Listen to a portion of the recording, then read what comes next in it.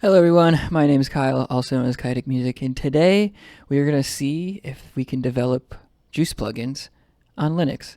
The short answer is yes, you can do that, and I'll go through the steps to get it set up, see how it's different than Windows or Mac, see what you need to do, and walk you through it to help you get over any the normal hiccups you may come across.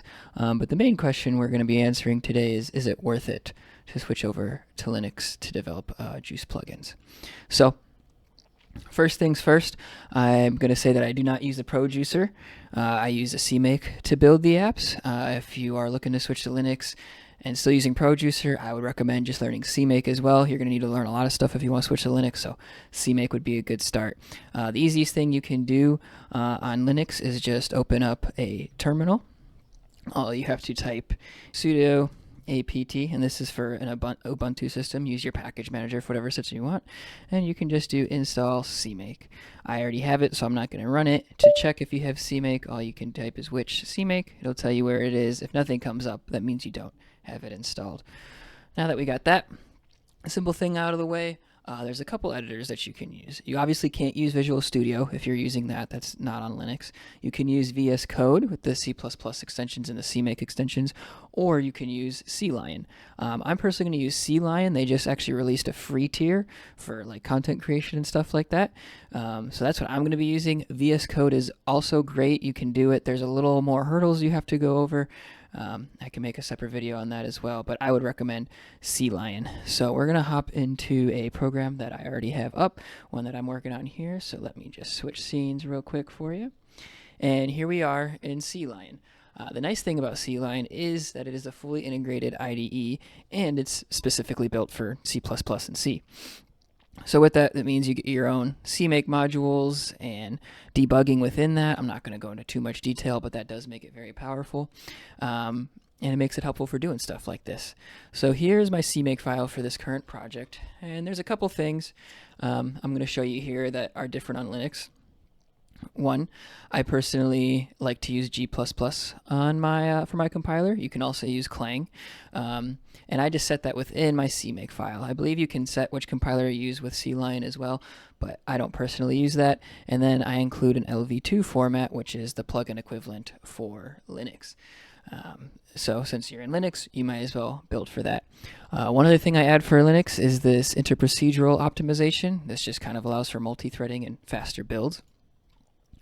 And then as we scroll through here, a lot of this stuff is just normal things that I'm using for my project or things you would see on Windows. There's just two more things. The first one is if you want to set up an LV2.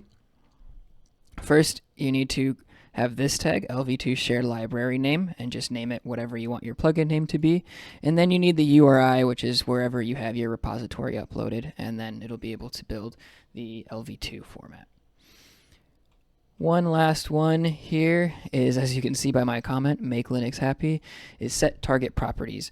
You want to set target properties on any external library that you may be using. You don't need to use it for JUCE, but anything else, it seems to work well. So I have my assets here, which, you know, the binary data to put in images and fonts and things like that. I have my personal utils thing that I've just put in its own library, so I can load it in and other people can use it, as well as this convolver library I'm trying to use. And if I put properties position independent code true and link these guys up, that allows everything to talk to each other and see each other. I'm not saying this is the most correct way to do it.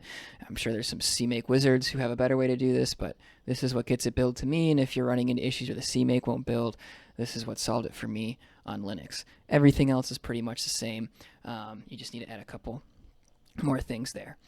Now, another big question that you may have is, well, how do I test my plugins? You know, there's no Ableton on Linux. There's no FL Studio on Linux. Sorta. We'll get to that later.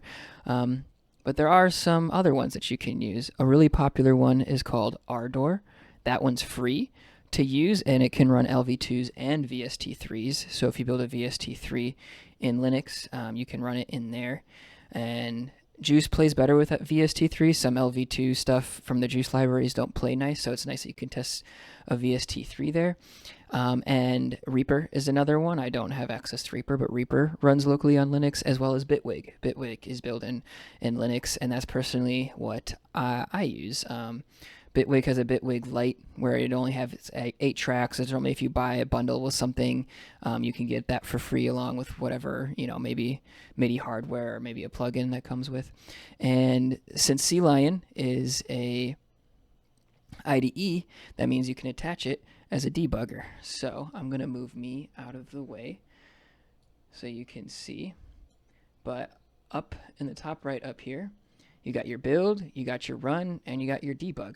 And what you can do with the settings is simply edit the configuration to attach whatever process you want, Ardor, Bitwig, Reaper, whatever you have, and just hit the debug button.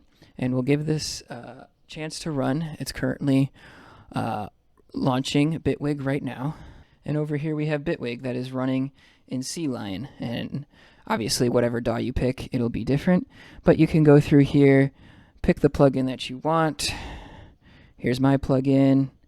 This is totally not ready for anything, so I'm not even 100% sure it's going to do anything. But yeah, here's a little preview of my plugin. But yeah, and then you can load it in there, run it in debug. If you hit a crash, you put the breakpoint. It'll breakpoint in Sea Lion, and it's very easy to debug. Better than honestly the VS Code workflow on like Windows or Mac, if you ask me. So I would take advantage of that as well. Now, the other question you may be asking is like, okay, I don't have Bitwig, Ardor is confusing, I want to use my Ableton or FL Studio. Well, if you know anything about Linux, you probably know that there's a thing called Wine, which allows you to run like almost like a Windows system on Linux. And you can use that to run Ableton and FL Studio, almost like you're emulating Windows to run those. Now, the thing with those is I do have them installed. I actually made a command where I can just run Ableton, and it should pop it up, which will once again take a minute or two. But as you can see, here it comes, and I'm running Ableton, and basically under a Windows setting. Here you go. Here's Windows, and it functions the same as you, or not Windows, Ableton, it functions the same as you would expect. And all your plugins are right here. See, I was messing around. I got Valhalla, and that runs in here with Wine and Yabridge and all that. So it is possible to do those things. However, I'll show you, and I have no idea why, but if I load anything I built into here, it gets this black screen, and Ableton will probably crash here in about a few seconds. So I could probably go in and figure out what's going on with that. At the same time, that's a lot of work, and I just want to code. And so this comes the dilemma of this whole thing. Yes, you can code in Linux. Yes, you saw my thing pop up. Yes, you saw the thing I was working on and everything. It was there. It was possible. But I couldn't, there were so many things to jump through and deal with. And so the question you got to ask yourself is it worth it? And I mean, only you can say that. I personally am so sick of Windows. I don't want to have Windows 11. I'm about to get rid of my Windows 10 on my desktop to go to Linux on everything, and then I'm just going to make a VM of Windows. That way I can just keep it all contained, not deal with their BS of all the crap they keep track of and all the accounts you got to make, and just keep it simple and get away from all that. That's what personally makes it worth it to me. And it's cool that we have things like Sea Lion. It's cool that we have things like Wine. You can pretty much do what you need to do on Linux without too much of a fuss. Yeah, sure, there's some native apps that you're not going to get access to. You're not going to get, your typical Windows things if you need that for work. As you can see, like major stuff like Ableton, Photoshop, any Adobe stuff, like that's not going to work on Linux unless you have some major tinkering. So it really is up to you if it's worth the replacement, if it's worth the headache to get away from that, if you want to do something like that. But that was my quick rundown on what you need to get Linux to run JUCE and how you can develop with JUCE and what you may need to look out for. So I hope you enjoyed, and there'll be more in the future and more plugins in the future.